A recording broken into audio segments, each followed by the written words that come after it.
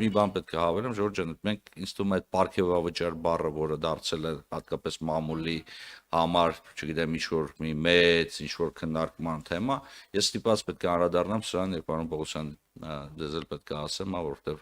ըստ էության երկրի սուվերենը եւս այս տեղեկատվությունը պետք է ունենա։ Տեսեք, նախ պարգևավճարները այդքան մեծ թիվ չեն կազմում մեկ։ Երկրորդը, եթե մենք համեմատենք մինչև 2018-ը պաշտոնատար անձանց եկամուտների մեջ աշխատավարձի տոկոսը եւ այն թե ինչ է կազմում այսօր, ապա կտեսնենք, որ էական տարբերություն կա, որտեղ առնվազն ազգային ժողովի падգամավորների մոտ մինչև 2018 թվականը ճշով մեծամասնության պարագայում ազգային ժողովից ստացած աշխատավարձը հիմնական եկամուտը չէր, եկամուտների 10-15-20%-ներ կազմում։ Մենք սա պետք է հաշվի առնենք նաև եւ սա պետք է հանրությանը ներկայացնենք եւ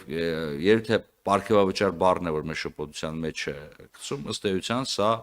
թափուր հաստիկների արկայության պարագայում կամ այլ տնտեսումների պարագայում աշխատավարձային ֆոնդի բաշխումն է աշխատակիցների միջև, որտեղ պարգևավճարը նշանակում է առանձին ինչ-որ հավելյալ աշխատանքի համար ինչ-որ մի անձին իր արժանիքներից ելնելով տրամադրված, պրեմիա, այսպես կոչված, կամ պարգևավճար։ Սա այն դեպքը չի։ Ժորժ ջան, մենք ես խնդրեմ, որպեսզի եւ մամուլը եւ մեր գործընկերները այսպես չընկալեն այդ պարգևավճար գաղափարը, որտեղ ինքը շատ հեռու է եւ խորհրդային ժամանակ գոյություն ունեցած պարգևավճար գաղափարից եւ կներեք ինձ մասնավոր սեկտորում այսօր կիրառվող այսպես կոչված բոնուսային համակարգից եւ բանկային համակարգի կամ այլ համակարգի մեր գործընկերները ստանում են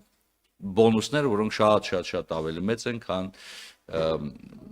շատերի հնարավոր կամ ենթադրյալ պարգևավճարը պետական ծառայության մեջ։